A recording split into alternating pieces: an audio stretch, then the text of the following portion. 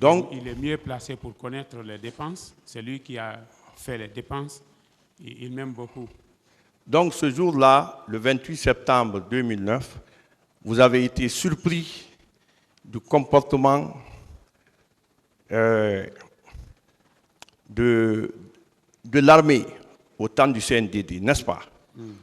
Vous avez été surpris de leur comportement. Bon, d'une part, vu le carnage qui s'est fait là-bas, qui ne se doit pas, dans les conditions normales, dans une manifestation, c'est la gendarmerie et la police.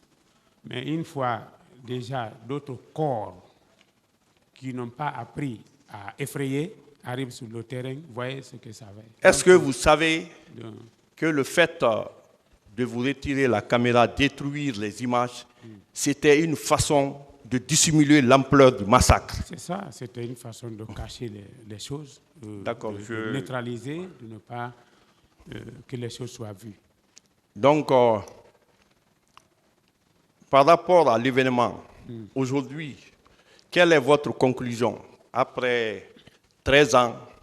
Est-ce qu'aujourd'hui, parce que vous avez dit, vous constituez partie civile, vous voulez que les auteurs, les commanditeurs soient punis à la dimension de leur forfaiture. Quel message vous voudrez lancer devant le tribunal? Ok, ce que moi je suis toujours à la disposition du tribunal. Tout ce qu'ils vont dire, nos avocats sont là. Nous demandons à ceux qui vraiment punissent non seulement les actes, mais aussi payer ce qui est perdu et le sang aussi coulé. D'accord.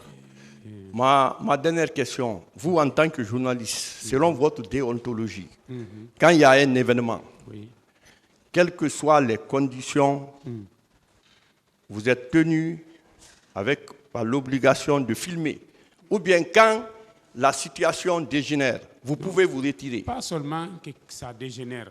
Le reportage, c'est un processus du début, le milieu et la fin.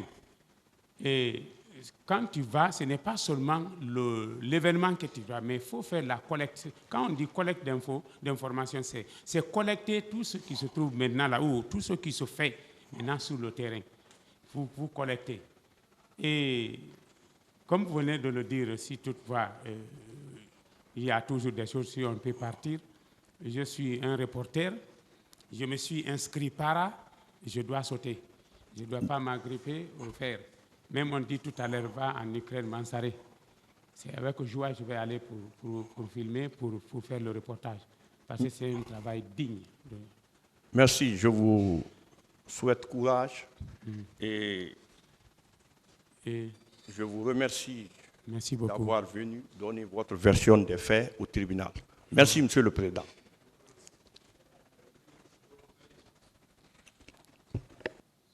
Monsieur Mansaré, oui.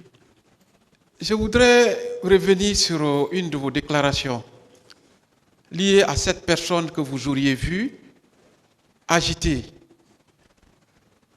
Expliquez-nous un peu, brièvement. J'ai pris l'exemple ici. Je dis, une personne agitée, c'est comme si c'est une personne qui était derrière, encouragée. C'est-à-dire, j'ai pris l'exemple sur celui qui dirige les moutons. Quand un mouton va par là, il est là pour le cadrer, pour qu'il puisse aller là où lui-même veut. Ok. Est-ce que cette personne elle-même agissait en donnant des coups aux manifestants? On m'a demandé tout à l'heure, j'ai dit que c'est le gilet, je l'ai vu. Bon, je ne l'ai pas vu en train de donner les coups. Okay. Mais il était vraiment agité. Okay. Vraiment immobile. Est-ce que cette personne détenait un objet en main? Je viens de répondre. Je ne peux plus répondre à cela. J'ai déjà répondu à ça. Vous pouvez me rappeler? C'est pédagogique. J'ai oublié. D'accord. Est-ce que le temps que vous avez fait en revenant à la maison centrale, En revenant à la maison centrale, vous avez rencontré Marcel. Est-ce que cette personne que vous dites agitée pouvait ressembler à Marcel? Le temps, ça a pris assez de temps pour le reconnaître, pour dire que c'est lui ou pas.